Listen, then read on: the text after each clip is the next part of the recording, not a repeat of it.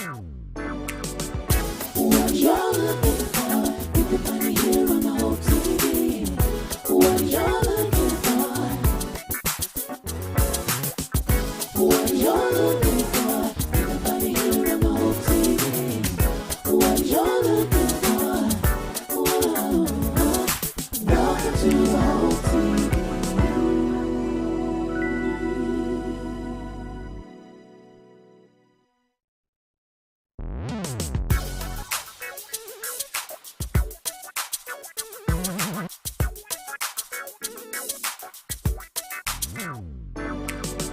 What you're looking for, you can find it here on the Hope TV. What you're looking for. Come on, come on, come on.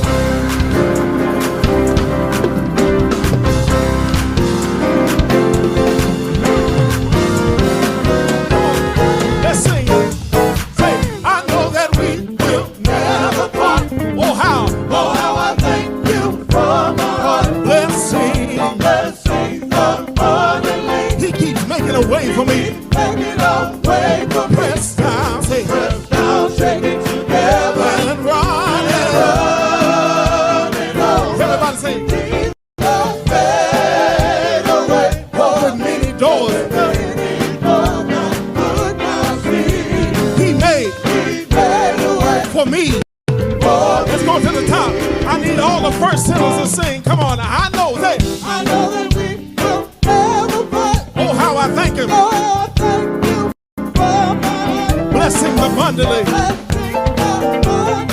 He keeps making a way for me. Press down, and running over. Jesus, open many doors. Everybody say, he for me. I need all the second tenors in the room. Let's sing together. Say it. I know that we will never part. Oh, how I thank him. Oh, how I thank you from my heart. Come on, blessings abundantly. He keeps making a way. Press down, shake it together, and run it. Jesus made a way. Open many doors I could not see. He did it for me. For who, church?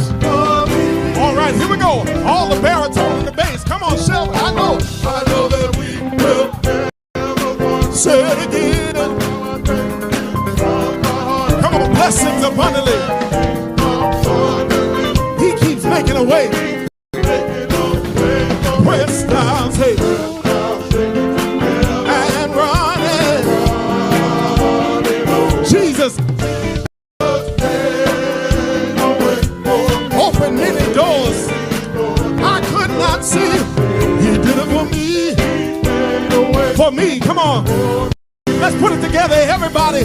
Just the voices. You say, I know that. I know that we will never part. Oh, how I thank you. Oh, how I thank you from my heart. Blessing abundantly. He keeps making a way. Keep making a way. Press down, say, press down, take it together. Y'all stay with me.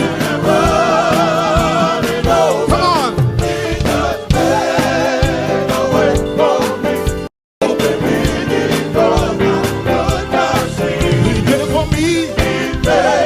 Stay right there. Come on, say he made a way. We're gonna get out of here to the back. He made a way for me. Clap those hands. Here we go. We're gonna say every time I turn around,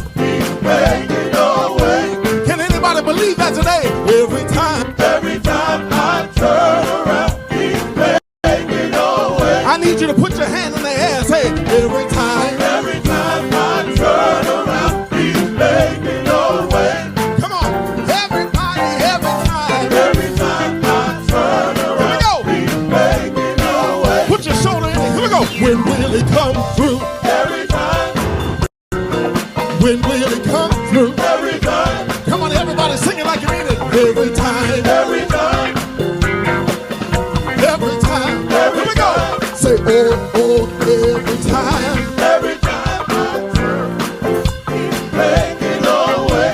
Come on, say every time. Every time I turn around, He's making a way. Pick it up. Oh, every time. Every time I turn around, He's making a way. I need to see those hands in the air. Say every time. Every time I turn around, He's making a way. Stay right there.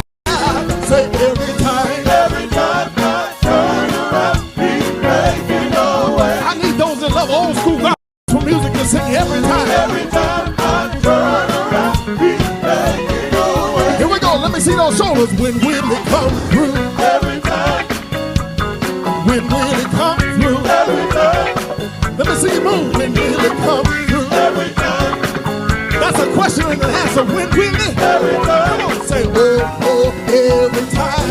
every time I turn around, He's making a way. Everybody, if you need it every time. Every time I turn around, He's making a Take it up. way. Oh, every time. Every time I turn around, He's making a way. Let me see the hands of everybody that can testify that every time. Every time I turn around, He's making a way. Sing it one more time. Say every time. Every time I turn around, He's making a way. Come on, sing it like you mean it. Say every time. Every time I turn around, He's making a way. Let's go. Here we go. When will it come through? Every time, When will it come through? every time, When will it come through? every time, Stay right there. When will it? every time, Stay right there. When will it come through? every time, When will it come through? every time, Come on and sing it. When will it come? every time, Come on. When will it come through? every Here time, we go. Every time. every time I turn around, He's making a way. Somebody get. Greetings, and this is the day that the Lord hath made. Let us rejoice and let us be glad in it. I want to welcome you to Biblecast with the House of Hope. I'm E. Dewey Smith, and I'm so excited that you've tuned in to our Biblecast, our Bible study on today. Do me a favor, call a friend, call a relative, call an associate, call a neighbor, and let them know that Biblecast is on the airwaves. It's going to be an amazing, amazing time. We're excited about that. I'm excited to have everyone who's tuned in today, whether it be through Apple TV, Roku, Amazon Fire TV, Twitch, YouTube, Facebook, the various websites, or even WLVO Channel 21 here in Atlanta on local television. However you've tuned in, I'm grateful for your viewership, and I pray that the blessings of God will find you where you are. Listen, if this is your first time tuning in to one of our services, one of our Bible studies or worship services or TV shows or broadcasts, do me a favor, type the number 1 in a virtual chat. If you're watching through a platform that has a virtual chat, just type the number 1 in there. And that way members of our virtual community can appropriately welcome you to our family. So it means the world to me that you're here. I want to welcome you again to the 4th quarter of 2024. You know, in football, I played football and was an athlete in football, still involved in football now at the collegiate level. And when we're playing football or I'm on the sideline with the team now, when we enter into the 4th quarter and the game is still being played, we have a typical ritual of we lift 4 fingers. That means that the 4th quarter is the quarter that we're going to win, because often in football, games are won or lost in the 4th quarter. And I'm here to tell you that we've made it to the 4th quarter of 2024. And I want you to believe today by faith that you're going to win this quarter. That whatever needs to be changed in your life, it can be changed, that you're going to walk in victory and total power. And to that end, let me also invite you, if you want to go ahead and get a copy of today's outline, you can go to the website, www.hohatl.org, and click on the resources link there, and you will see the Bible study outline that corresponds with today's lesson. And so you'll see the date on the top of that Bible study outline and notes, and so you can study along with us. You can download them, and have a few pastors who actually use our Bible studies for their Bible studies or their small groups or leadership meetings. Listen, take the ball and run with it if it can be a blessing to you. We try to do everything from a biblical perspective so that you know that it's sound and it's structured and can be used to change lives. And so we're excited. You know, our goal, our vision here at the House of Hope is to let people know that life with God is better in every way, every day. And that's our vision. And our mission is to introduce people to Jesus Christ in order to produce kingdom citizens so that we can reduce Satan's impact on the globe. And so, as a result of you sharing with us, I want you to leave here with hope. I'm a hope dealer here, and we'll give you a daily dose of hope so you will know that life with God is better in every way, every day. Now, for this fourth quarter, we're talking about how do I experience a better life and how do I desire change? How do I develop a heart for change? A lot of people want to experience a better life or know that life with God is better in every way, every day because they don't have a heart or a desire for change. And so we want to talk about heart prep. And I was talking to a good friend of mine earlier who's been having some fainting spells for the past 5 years and going to the doctor and very, very weak, several days a week because of the conditions that are happening in the heart. And sometimes I believe the enemy attacks us in the area of our heart because it's so important about what the heart represents. And so desire begins in our hearts, a desire for a better change. You know, we often hear phrases like having something in my heart or losing heart, which typically will highlight how deeply our emotions and our attitudes connect to our inner being. But this month, we're talking about the different aspects of the heart and what it truly means. Because how we understand heart from the physical is different from how heart is presented in the biblical. Very, very important. And you have to be very careful to not bring those pre understandings in terms of heart to superimpose your thoughts about the heart on the text. It's very important because when we talk about heart in the natural realm, the heart is that muscle, um, the lower, in the left side, about the size of a fist, the left side, right below the chest, above the rib cage. That is the vital organ. It is a vital organ. If not arguably the most important of all the organs, the heart. And and we understand, we think about the heart from the physical or the modern assumption of the heart. We think about heart relative to that being the thing that pumps blood, right? It is that thing that um, has a connection to the brain or the nervous system, right? So when we talk about heart, this with the capillaries and the arteries, the thing that pumps blood to the rest of the body, right? We talk about blood pressure and all that kind of stuff and heart rate. That's talking about the muscle that gives blood to the entire body, the circulation of the blood, the heart. But that's the physical understanding of it. We got to set that aside, however, when we talk about the biblical understanding of the heart. Here's why: because um, sometimes um, there's some consistency, but there's a difference. Uh, because the Hebrew word leb and the Greek word kardia for heart, over 1,000 times is mentioned in the Bible, and it is often disguised in translation, and the range of that word is very, very immense and very diverse. Heart. So, what does the Bible say about the human heart? Um, how does our understanding of the heart help us to prepare for change? And so, when we talk about the heart, of course, as I said earlier, from a physical perspective, a physiological perspective, it's talking about the muscle that pumps blood. But when you read the scriptures, when the scriptures talks about the heart, has different iterations or different perspectives. Um, it can be understood as a noun, heart, um, and the locus of a person, the inside. In Hebrew thought, the head and heart often can be one entity. I mentioned this to you last week when Solomon says in Proverbs 23:7, "For as a man thinketh in his heart," he's showing you the connection because there's a unity. Love the Lord with all your heart, all your mind, because there's a unity in Hebrew thought between head and heart. It's really a singular entity often. Head and heart are often used synonymously, right? And interchangeably. And so when people say about this internal feature, it also can relate to the thoughts, to the mind, to the volition, to the emotions, to the knowledge, the right from wrong, the conscience. Those things also personify the heart from a biblical perspective. All right, the heart. It also can be interpreted as the center of a person. The center. It's a noun. The middle of something is understood as the heart. Um, Often referring to something that has depth, like the heart of the sea. Or here's another thing, another phrase, the heart of the matter. What's the situation? What's at the center of it? The heart of the matter.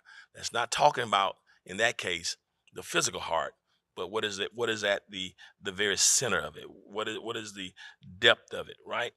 The middle area of it. That's what it means.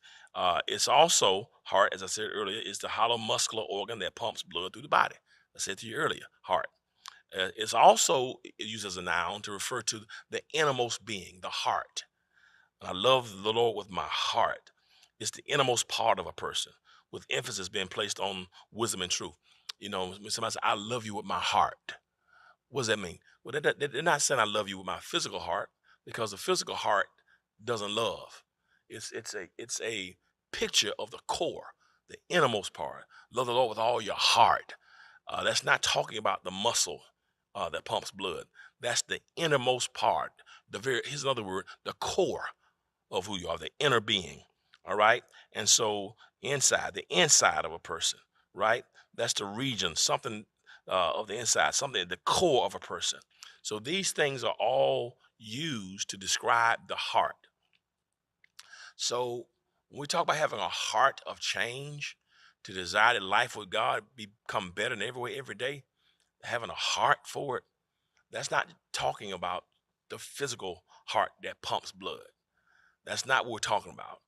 At your core, the inner being, um, the values, your innermost, um, the center of who you are, right? The middle of who you are, the depths of who you are, the innermost person, right? That's the word we want to use for heart. And it's very, very important, because until we get that desire from the innermost to want change, the innermost to know that life with God is better in every way, every day. And so it's very important that we do that. Here's why. The book of Jeremiah, chapter 17, our key scripture, verse 9 and 10 says, the heart is deceitful above all things. And it's not talking about the physical heart. And this means your core, who we are by nature, right? Our innermost can be wicked. It can be deceitful. Who can know it? Who can search it? I test the mind. I give every man according to his ways, according to the fruit of his doings. So there's something on the inside of us that can be very, very wicked at our core. It can be deceitful. And so we talk about, number one, the deceitfulness of the heart, which means that means it can be uneven. It can be bumpy. The terrain can be bumpy. It can be deceitful. It can be sly. It can be cunning. If we're not careful at our core, we can be cunning. We can be deceitful. We can be deceived. We can think one way or believe that we're one way, but in actuality, we're another.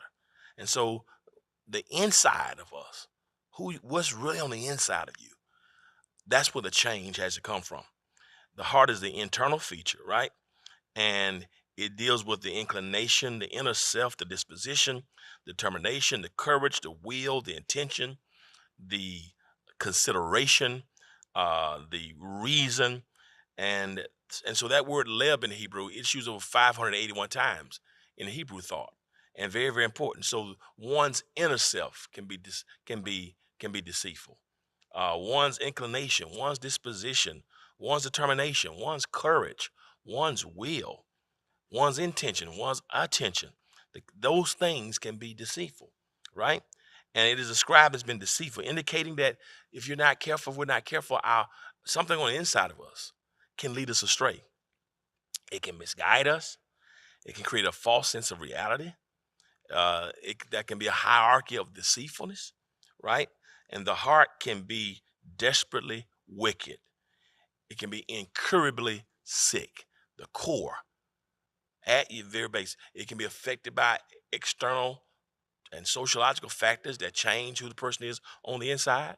And so with those things being said, we have to know that it's very, very important.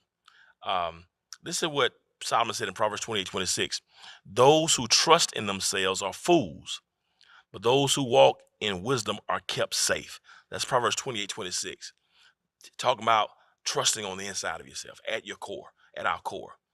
Matthew 15:19 says, for out of the heart come evil thoughts, murder, adultery, sexual immorality, theft, false testimony, slander. On the inside, if the core, the innermost, the basis, the substratum, the place from which the foundation, who you are, who we are on the inside, if that is vexed, if the center is faulty, the core is faulty, everything else is going to be faulty. And the challenge is sometimes you can think that I'm good, but I'm really not good. Sometimes pain, sometimes sin, sometimes trauma can form the core of a person. And we end up not walking in the ways that God wants us to walk in. So that's number one, the deceitfulness of heart. Number two, the divine understanding versus human understanding. So what Jeremiah says in Jeremiah 17:9, the heart can be desperately wicked. Who can know it? Who can know it? Who can understand it? That highlights the human being's struggle to fully comprehend our hearts. Am I right on the inside? Am I really right on the inside? Am I really right on the inside? We can deceive ourselves if we think we understand our hearts. Sometimes you think you know who you are. Sometimes we think we know who we are. But what we think is not really reality. Sometimes we can think that we're better than what we really are. The heart can be deceptive, right?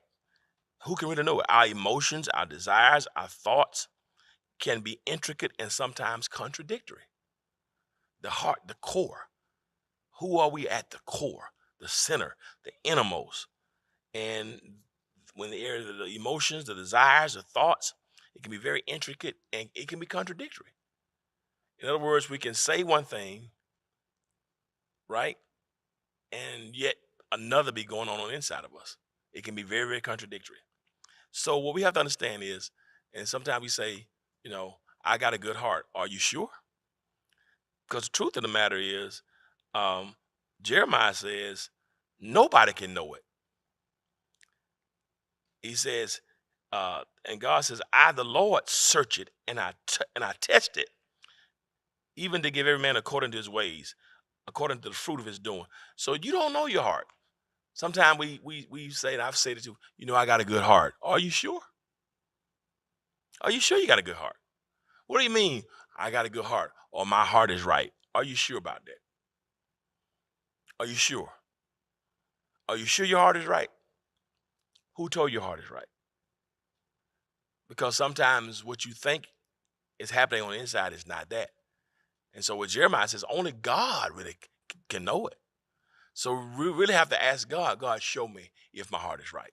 Sometimes we make the assumption that it's right, but that's based upon human understanding and not divine understanding, right? And so Paul even says about that in Romans 7:15, I do not understand what I do. For what I want to do, I do not. What I hate, I do. He said, when I desire to do good, evil is all around me. The thing I said I wasn't going to do, Paul says, that's the thing I find myself doing. I said I wasn't going to do it. I said one thing, but at my core, my innermost being, what was on the inside did not line up with what I was saying. My very core didn't line up with my conversation, right? My what was on the inside of me, right? That was a discombobulation or contradiction between what I was saying and what was really going on inside. And Paul just said, I say one thing, and the thing I said I was going to do, I don't do it. Sometimes the thing I say I'm not going to do, I do that. The issue, he says, there's something going on in the inside. Not with this muscle that pumps blood. No, stop rebuking that. That's not the issue. The heart, that muscle in your chest, is never cursed nobody out. But we're talking about the core of who we are. And that's why the psalmist said in Psalm 139, 23 and 24, search me, God. Know my heart And I know my anxious thoughts and know my anxious. See if there's any offensive way in me and lead me in the way everlasting. Psalmist says, you know what? I can't search it because I don't know it. So do me a favor, God. I think I'm okay, but since I'm not sure, you search me. Search me, Lord. Search me, Lord. Shine a light from heaven on my soul. And if you find anything, when you find anything that shouldn't be, take it out and strengthen me. You know when I'm right. You know when I'm wrong. You know where I go. You know where I belong. You know my secrets too. You know what I do, and you know all my secrets too. So search me, search me, search me through and through. Search me, Lord. Search my heart. Search my heart. While I'm down there praying, Lord, search my heart. Because we don't have the ability to know it by ourselves because it can be deceitful, right? So the heart can be a lot of things, right?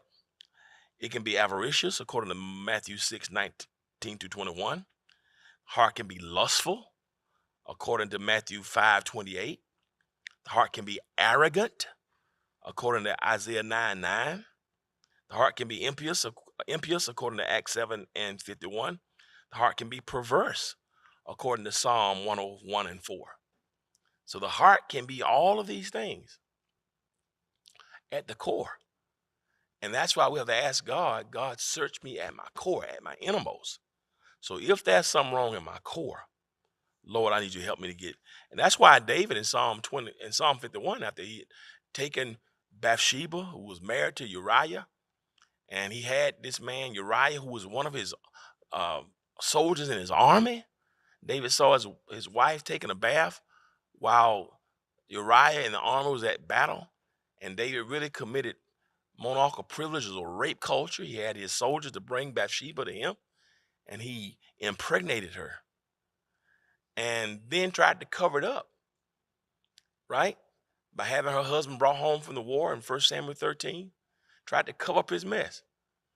And inevitably he had Uriah put to death. He had Uriah put to death. And the prophet Nathan came to him and told him a parable and said, you are the wicked man. You are the man who's caused wickedness. And David, in a penitential stupor in Psalm 51, says, around the 8th verse, create in me a clean heart, O God. He wasn't talking about the physical organ that pumps blood. He was saying my core is messed up. My innermost, the center, my foundation is faulty. The place from which I operate was wrong. And I was deceived by it. I need you to clean that. Help my core. Help me to be properly centered. That's what I mean. The heart of the matter, the core, the center, your values, your foundation, your beliefs, your structure, the thing that we stand upon, the place from which we operate. That's what I mean. That's what is meant by heart. And thirdly, we're going to deal with the divine examination and reward. Listen, God is the searcher and the examiner of our heart. Be careful about saying, I got a good heart. Because the truth of the matter is, do you really? And upon which basis do you make that statement? Because sometimes you can be deceived. And sometimes you're not careful, that can be prideful, conceited, and arrogant. It's probably best that I try to have a good heart.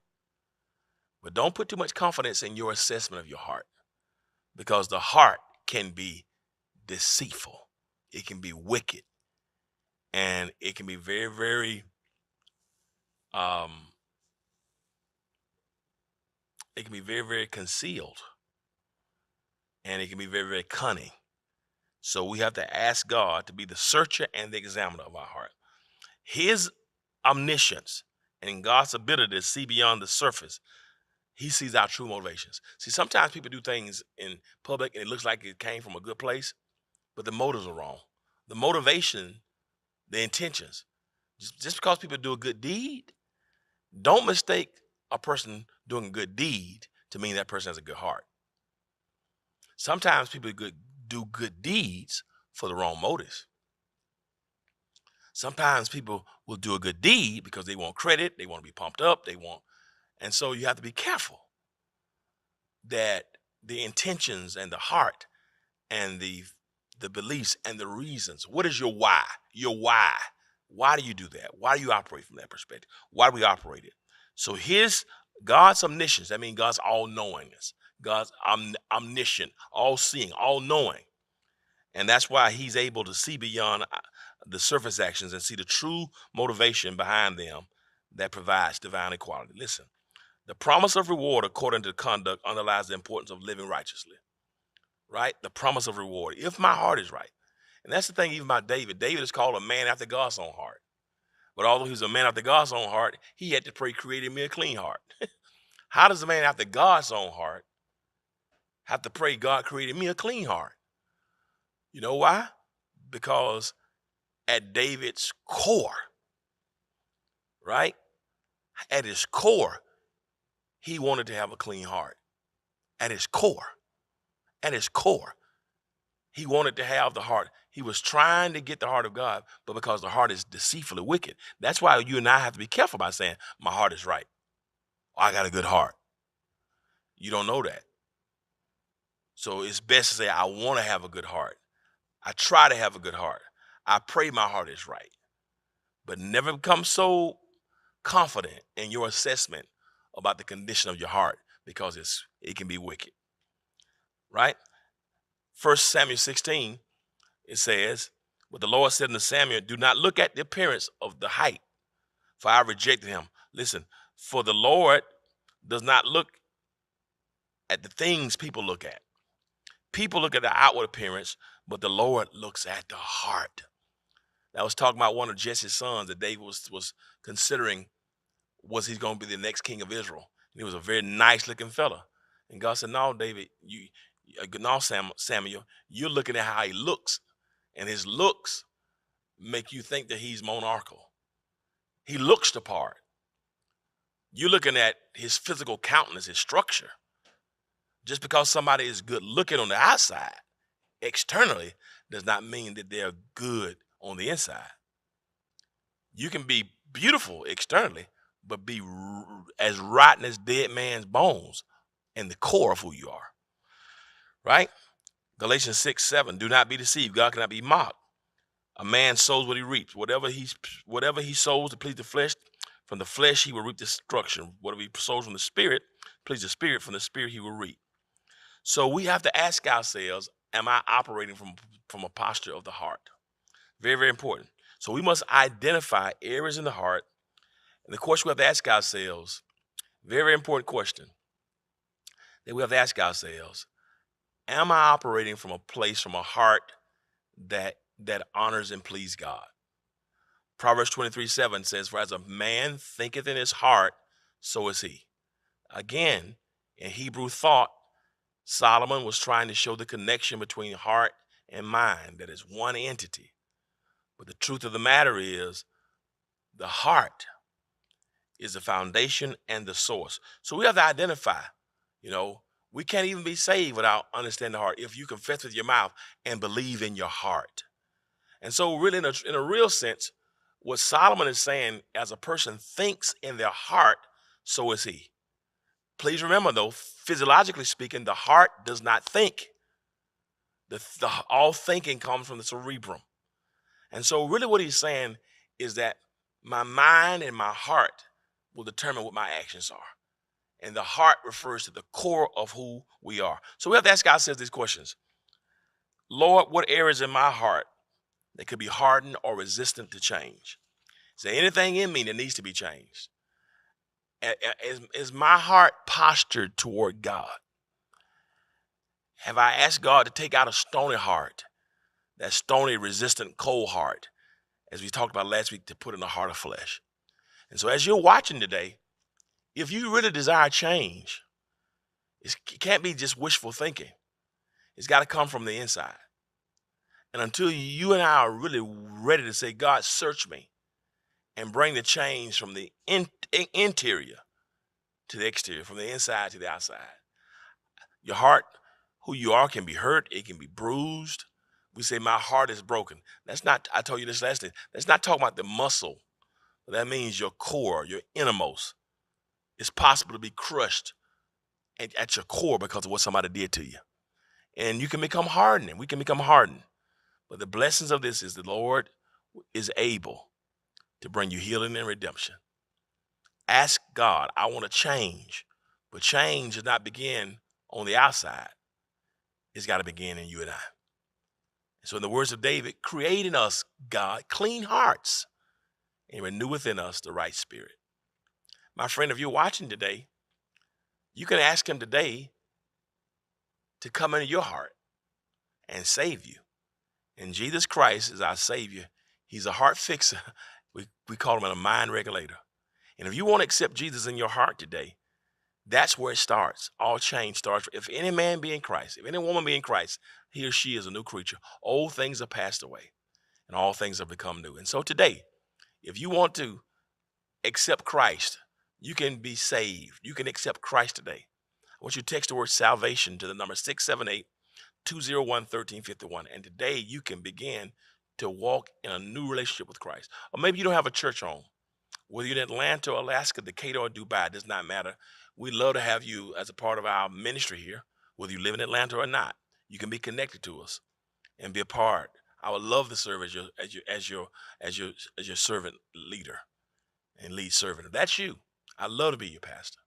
You can text the word connect to the number 678-201-1351. Or if you just want somebody to pray with you, the number is on the screen. You can get your phone and text the word prayer to 678-201-1351, and someone is waiting to pray with you. Our team is prepared to be ready to pray with you right now. Lastly, even when you give from your heart. And because God has blessed you and been wonderful and manifested himself, you all give from your heart. And if you've been blessed by this ministry and you see change in your life and the word of God is ministering to you and you want to give, there are several ways you can give. You can give by text to give. The information is on the screen right now as it is on the website. You can give right now through Cash App. That information is on the screen right now. You can give through Zelle. Information is on the screen right now. If you're watching through the website, as a lot of our members do, click the giving link and follow the prompts accordingly right while you're watching. Or lastly, if you want to send it to the P.O. Box, our P.O. Box is 361-499, Decatur, Georgia, 30036. Again, P.O. Box 361-499, Decatur, Georgia, 30036. Change can start in you right now. You can win the fourth quarter. Lord, send a revival of the heart, and let it begin within each of us. My friends, I got to leave you now, but I leave you, I want to remind you again that life with God is better in every way, every day. Until next time, you be blessed. Peace. What's going on, House of Hope family? This is me, Corey, in the place to be, and I'm sorry. Crystal here. Excuse me 1 second. Why you got that mask on in here? Why? What are we doing? What you mean? What you mean? What I mean? You heard me. Why do you have that mask on in here? You don't see it? See what? You don't see it? In the air? He been on that. The chlorine and carrying on? Oh, Yeah, it's not in here. we don't know that. How you know that? They still talking about they testing to see what's in the air. They don't know. Carry I'm on. gonna take it off for Hope Happiness. I'm gonna take it off Please, for y'all. because they need to hear. I'm gonna take it off for y'all. But I'm putting it back. You need to have your mask on. If you had some, you got sense. I ain't saying you ain't have no sense. All right, hey, family. Guess what? Tomorrow, Monday, October 7th, is the last day. I said the last day to register to vote or to make changes to your voter record for the November 5th general election. You can visit the church website to check your voter status or register to vote. Additionally, we're going to have members of the New Georgia Project here on site at the church to assist you in checking your registration information or to register to vote. Now, you can visit them after service in the atrium. And listen, I don't care I do care who you, it ain't my business. You can vote for whoever you want Just to. vote. That's your right. Just but vote. Please vote. People bled, they died, they fought, Yes. they cried. Yes. Just for you have the right. So there's no excuse. None. But there is a clear choice. Oh, go ahead, Chris. Moving on. So, for the entire month of October, we will recognize the month as More Than Pink Month. We are bringing awareness to cancer, lupus, pregnancy and infancy loss, and domestic violence. So wear your pink and purple all this month. And no, we don't have on a stitch Not of a pink or purple, piece but we of will. pink. But Will we? do as we say, not as we do. That's right. But wear your pink and your purple at some Pink and point. purple, at some yes. point. Complete your new membership requirements in just one day. All you have to do is sign up for the virtual spiritual boot camp scheduled for Saturday, October 12th from 10 a.m. until 3 p.m. All you have to do is text the word membership to 678-201-1351. Now, children ages 6 and above may also be registered for a class especially designed for them. Join the deacon wives and mothers on Saturday, October 19th for a special brunch celebrating the spirit of femininity and community at the Denim, Diamonds, and Pearls Mothers and Deacons Wives Brunch. All right, now. That was a mouthful, That's a but lot. yes, okay. This one-of-a-kind event blends casual elegance with a touch of sparkle, bringing together women of all ages to engage in interactive activities and meaningful conversations. From denim decorating to pearl jewelry making, this brunch promises a memorable experience filled with creativity, connection, and inspiration. Text DIAMONDS to 678-201-1351 to register. You said the denim, diamond, and pearl Yes, all that. brunch breakfast. Not brunch, breakfast. Brunch is breakfast and lunch. Are they going to play that song? What song? Diamonds and pearl. If you don't. No? Okay.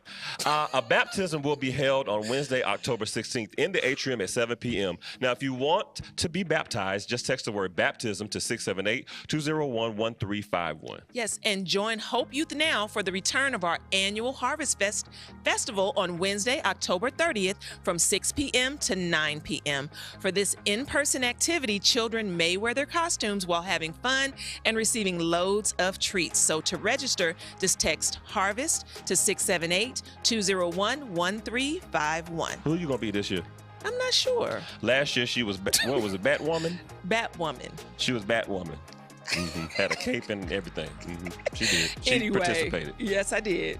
So join us after service until 2 o'clock p.m. for the Red Cross Blood Drive experience. This blood drive experience will include interactive demonstrations and workshops on health, finances, and mental health. You are all encouraged to donate blood. And at the blood drive? That's what, okay. It's the chlorine. It's the chlorine. As we prepare for church anniversary, members who have been members for 50 years or more may call the church office during office hours to verify their years of membership. And for those of you who are part of our global family, if you need prayer, text the word prayer. If you'd like to be saved, text the word salvation. If you need care, text the word care. And if you'd like to become a member of the House of Hope Atlanta, text the word connect to 678-201-1351. Crystal, it's October. It is. And it's hard to believe, but we Right. are 275 days into our Bible in a year plan. Wow. We want to thank all of you for hanging in there with us. It's been a sacrifice, but it's also been very rewarding for our community. Now, you can text us at 678-201-1351 to tell us about your Bible in a year journey. Yes, we want to hear. Now, Global Family, we want you to be our guest during our church anniversary celebrations throughout November, specifically our special celebration, which is scheduled for November 17th. Please contact Dr. Jen at jcarner@gtrbc.org to let us know if you plan to attend worship with us. Now, our October teaching theme is desire. Now, no one strives for something they don't want. God must be a priority for us to mature spiritually. So join us all month long to learn how we feed our desire and need for a better life. Well, we are going to get out of here for now, but we want you to remember, until next time, that life with God is better in every way, every day. Be blessed. Blessed. All right, well, Put your mask back on. as for me and my health, I don't know what's going on. Listen, they blowing up labs again on it. Not gonna get me. Have you seen anything in the air?